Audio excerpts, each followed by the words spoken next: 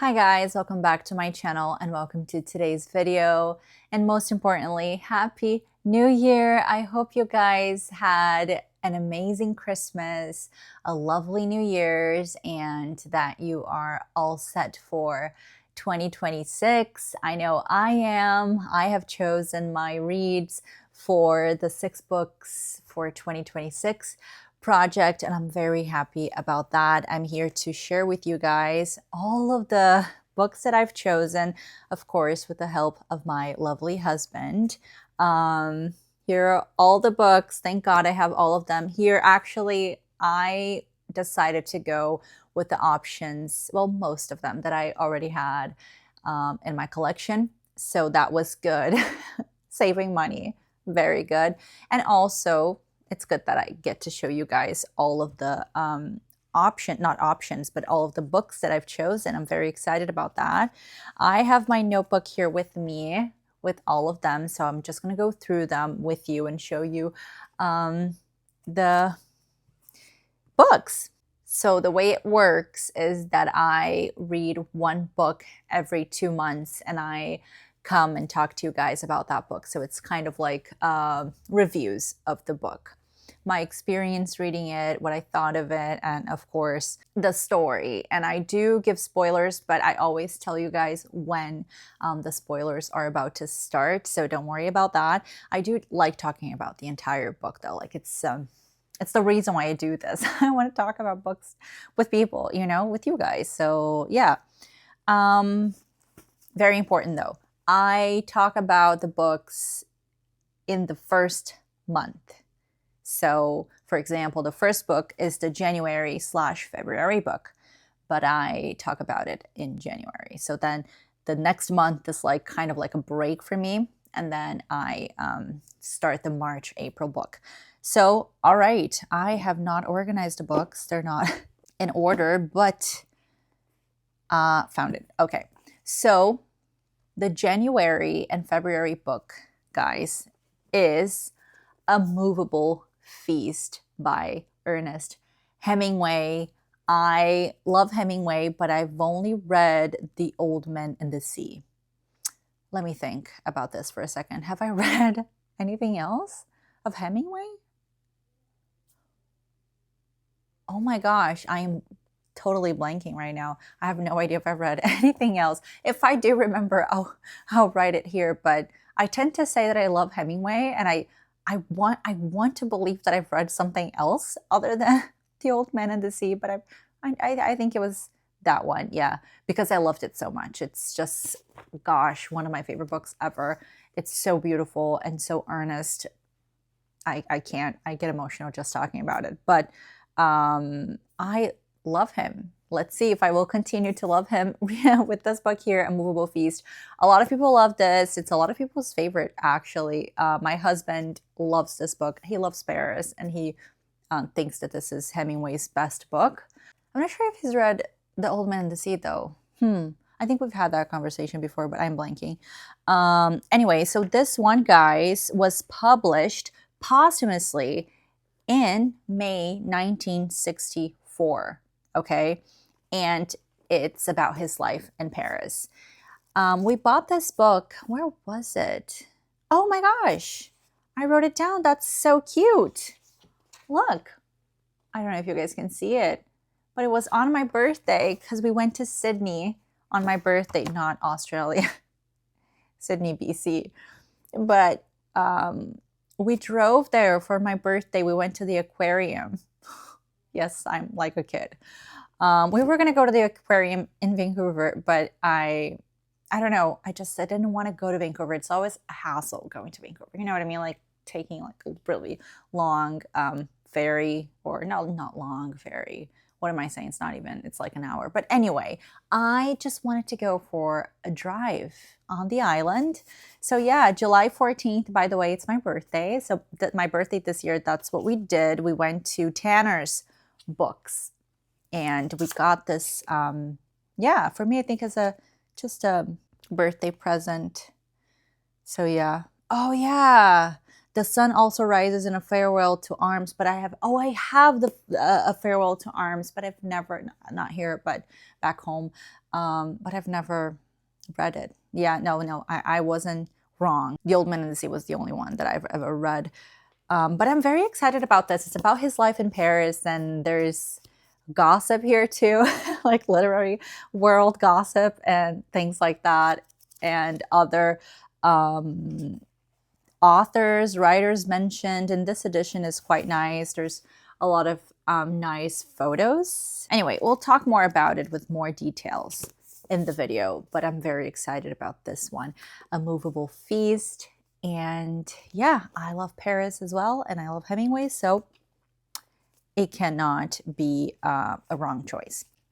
All right, so book for March and April, you guys, is a book that my husband is currently reading. So you can see his bookmark right here.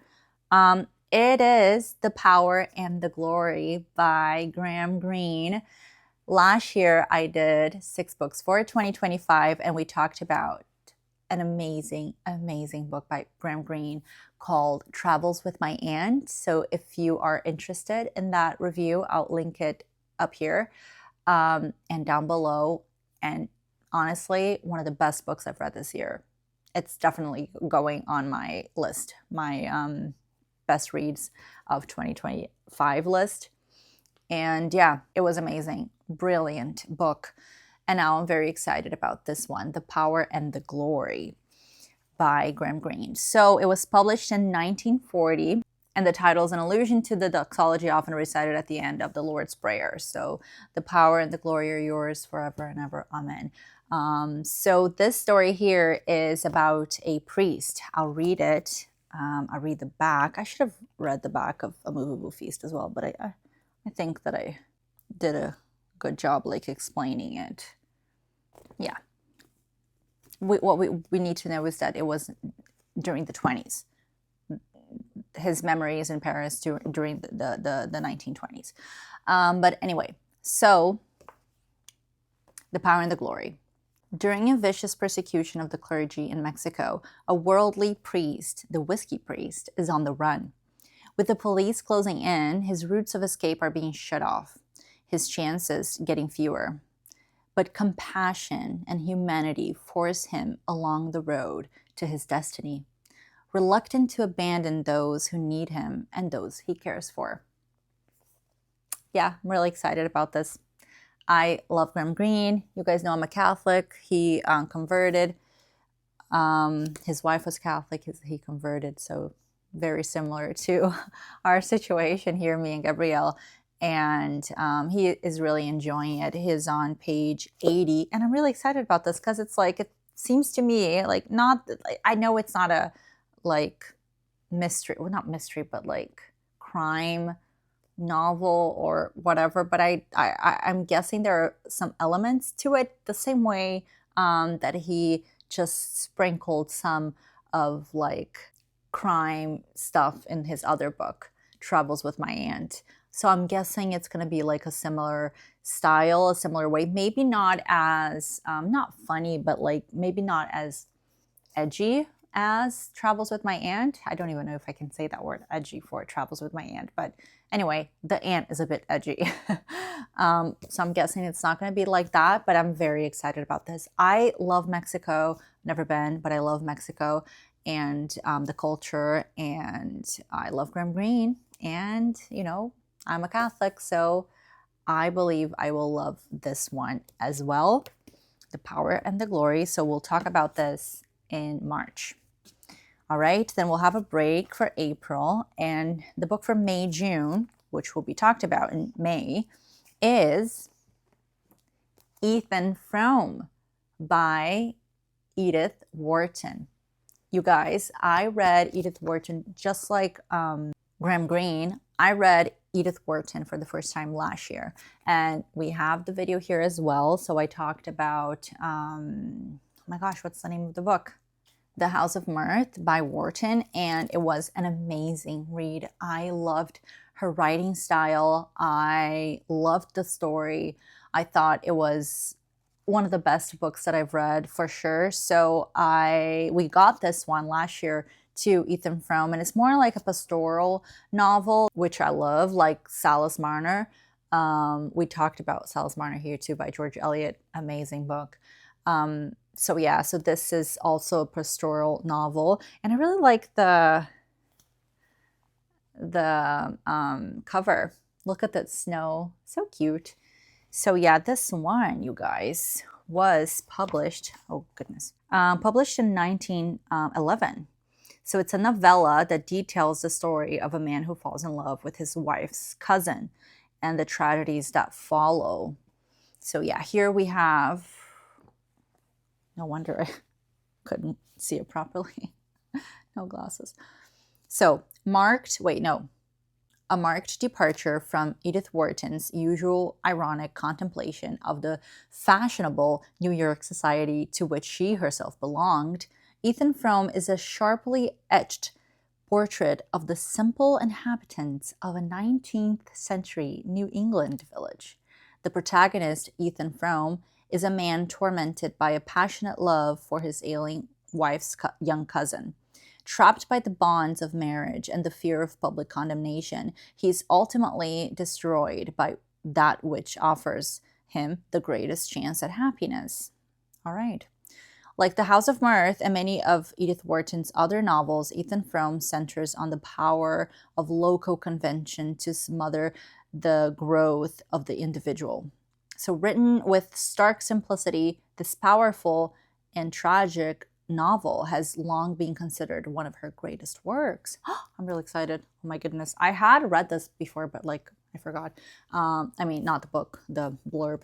So yeah, I'm really excited about Ethan Frome. So we will be talking about this one in May.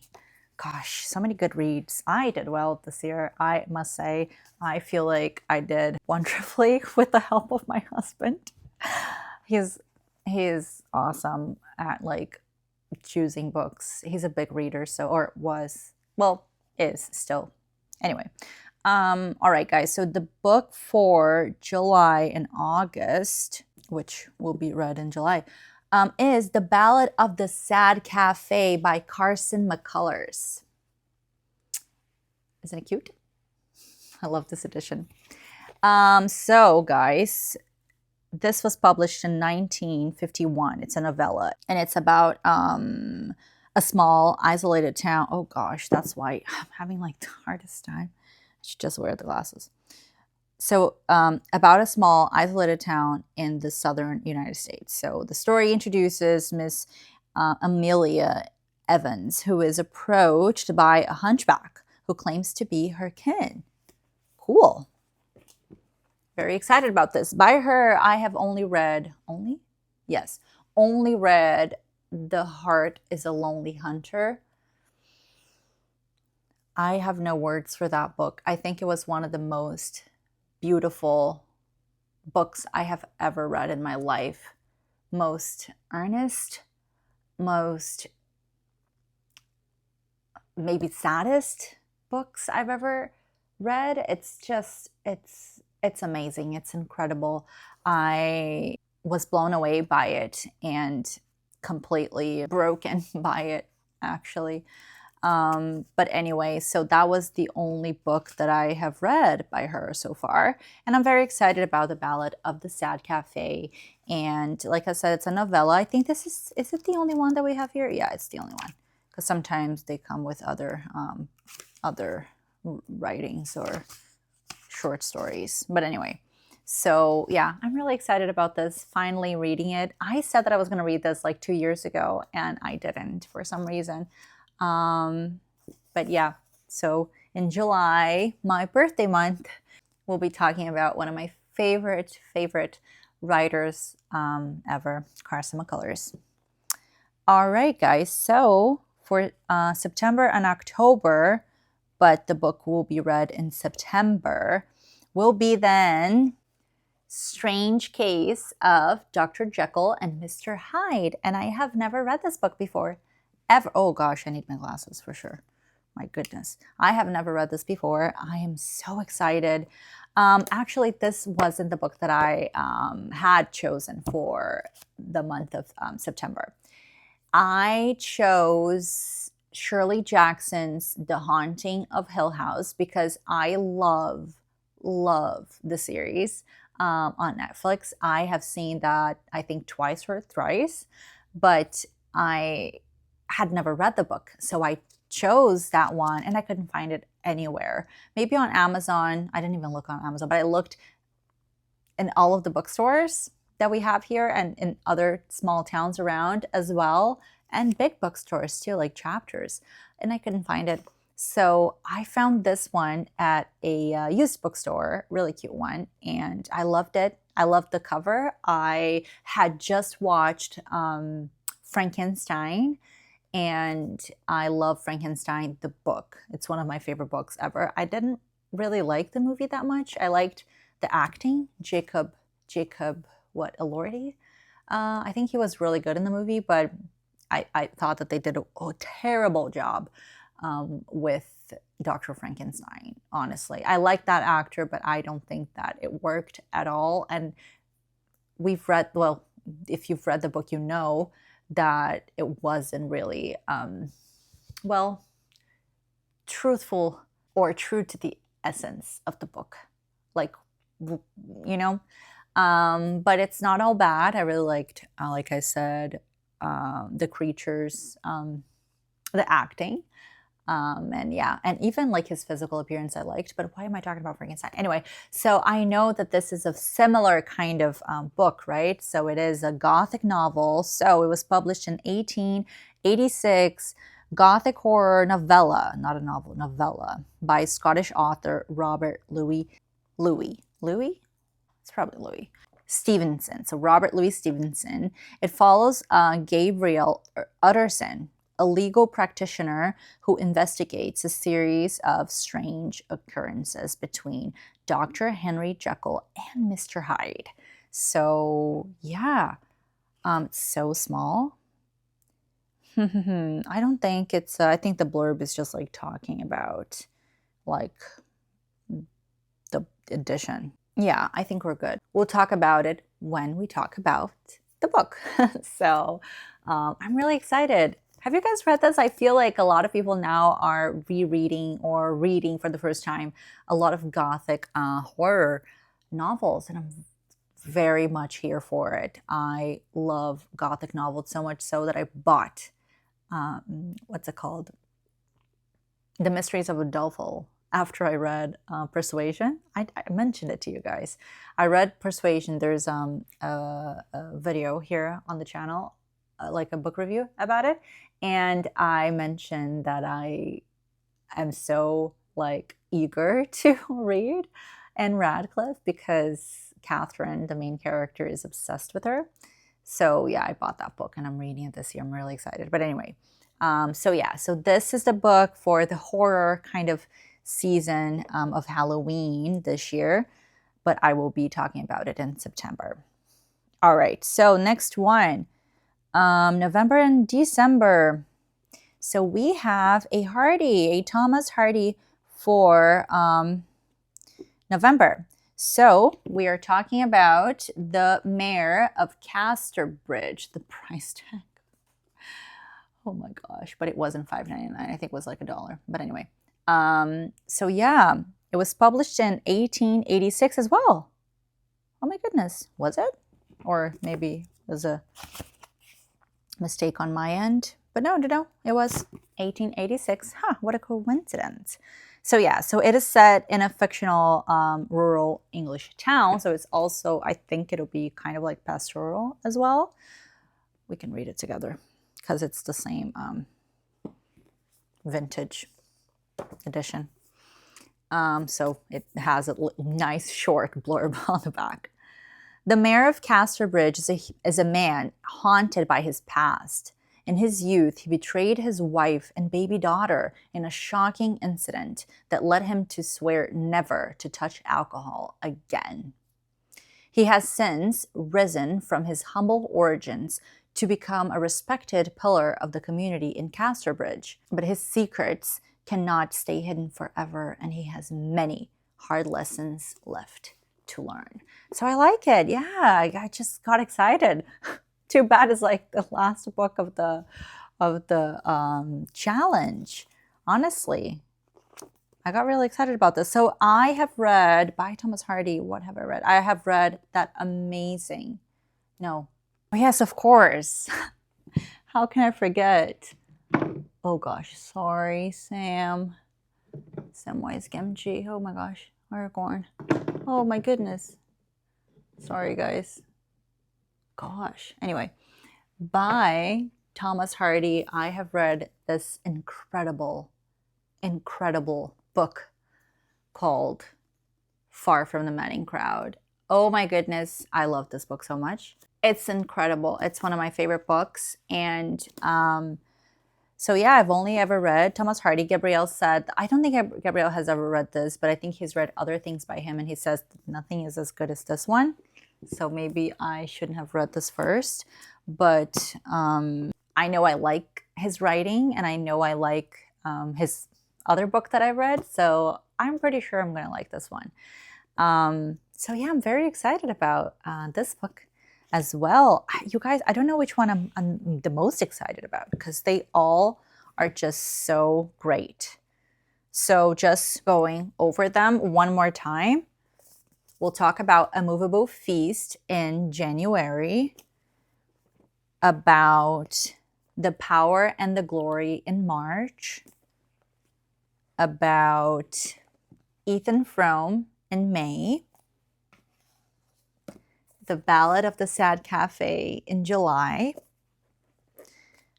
Dr. Jekyll and Mr. Hyde, or Strange Case of Dr. Jekyll and Mr. Hyde, and in November, The Mayor of Castor Bridge by Thomas Hardy.